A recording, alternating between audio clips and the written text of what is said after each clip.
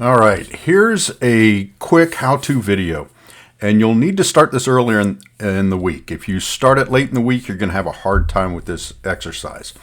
Here I'm going to show you how to complete phase 1 and phase 2 of this assignment using the Excel template you'll find at the bottom of the instructions on Blackboard. Step 1, I want you to pick your event. First, you can choose 1 to 3 real sporting events happening this week or the week of the assignment. I would prefer 2 to 3 just so you get repetition and you can test other sporting events that you happen to follow.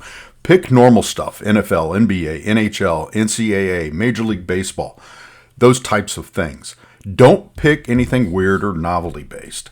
Now open the sportsbook odds source, that is your board. DraftKings, FanDuel, Caesars, ESPN Bet. I use the Score Bet, which used to be the ESPN. I can't remember what they called it, but I use the Score Bet. Any major book is fine. You're looking for the bet type in the American odds, or the odds. And I explain that in some of the written documents.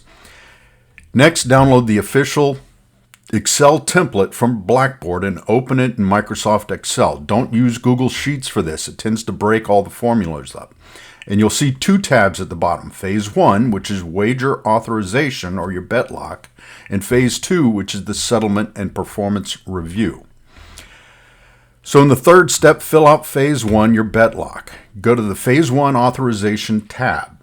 Here's what you'll enter for each wager, and it should show right there on that spreadsheet.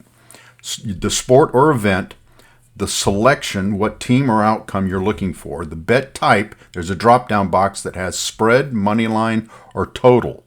Then you have one for the odds. Then you have one for the wager amount, the event and date, and time. Those are all the things you're going to fill out. It's automatically going to populate the next tab when you do this, as long as the formulas have not been broken. Now you'll start with a $1,000 bankroll, and you can't wager more than 20% of your bankroll on any one bet. So at the start, your bet max is $200. You'll notice the spreadsheet calculates the max allowed wager, and it shows a compliance check if you exceed the limit. You'll need to choose a lower wager amount if that happens. Once you've entered your 1 to 3 wagers, save that file as your own. Last name, first name, week, simulation.xlsx. Okay, just save that. Then upload it to the phase 1 assignment no later than Friday at 11:59 p.m. Central.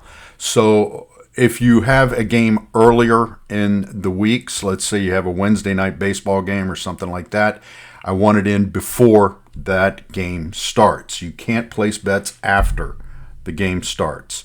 Now, phase 1 is your cutoff. After you submit it, your bets are locked. This is how a normal sports book operates. Okay, so you get your bet locked in prior to the start of the game.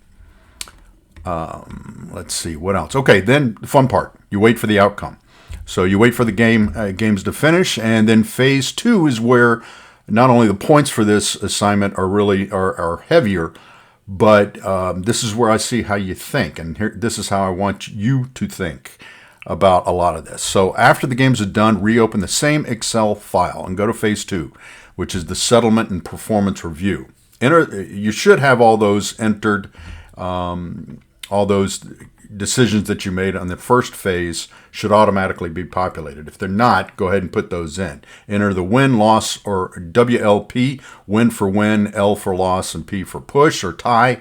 And this spreadsheet will automatically calculate all of these things. The implied probability, your win amount, the expected value should all be automatically populated. Now, your job isn't to look at these numbers per se. It's to interpret what they mean like an operator, not as a fan or a bettor. Although that's kind of fun too. Now, you're going to submit phase 2 and your reflection in phase 2 of this assignment. This is due Sunday at 11:59 Central. The first one's going to be a little longer for you because it's the first time you're doing it. But as we do more, you'll get a little bit more comfortable with looking at this as a business, not necessarily as a fan or a regular bettor off the streets. But you'll learn something along the way, hopefully. Then you're going to complete the reflection questions in Blackboard. I've got instructions on this. That reflection is where most of these points come from. Remember, you're not graded on winning or losing. I don't care about that. You're graded on the analysis and your operational thinking. There's a whole section in there that have reflection instructions. They are in green on one of the tabs that I posted there. Use the Excel simulation file to answer these questions. You're going to talk about decision quality and outcome, probability and expected value insights. Okay, take a look at those. And again, you've got a lot of material there to cover that will explain this. Spend some time on it up front. Risk and behavioral patterns. Analyze your own behavior this week. Were you conservative? Were you balanced? Were you aggressive? Did you stay within the 20% wager limit? And what patterns would a sports book risk team notice if your behavior continued? Take a look at that expected value piece. We also call that theoretical value, which means what would happen over time if you kept playing like this. Now, a positive number on that expected value is not good for the casino, because that means that's how much the player, or you in some of these cases, would win over time. The casino doesn't necessarily want you to do that. We want to make money as an operator, so we want to manage that. So keep that in mind. Take a look at that EV number. Now, from an operator's perspective, which is the house view, we want you to switch roles, and this again is in your assessment and your reflection on this.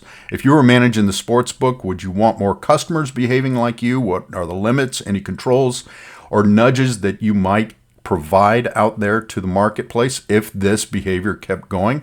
And how does this behavior affect long-term profitability? I want you to also give me a weekly takeaway or an assignment takeaway. This is assuming that I'm doing this every week. I still have not determined if I have. Feel free to tell me what you think. And what's the one lesson that you will carry into the next simulation? So make sure this is completed and upload the Excel simulation file directly into the Blackboard text box. Both of those spreadsheets or both of those phases are required to get full credit. So if you follow the steps and stay disciplined, this becomes very straightforward. The goal here is to teach you how sportsbooks operate inside a modern casino. Now, through these experiential learning, we want to turn you into a operator, not necessarily a bettor, okay? But hopefully you'll have fun and you'll learn a few things along the way. If you have any questions, as always, please give me a shout. Thank you.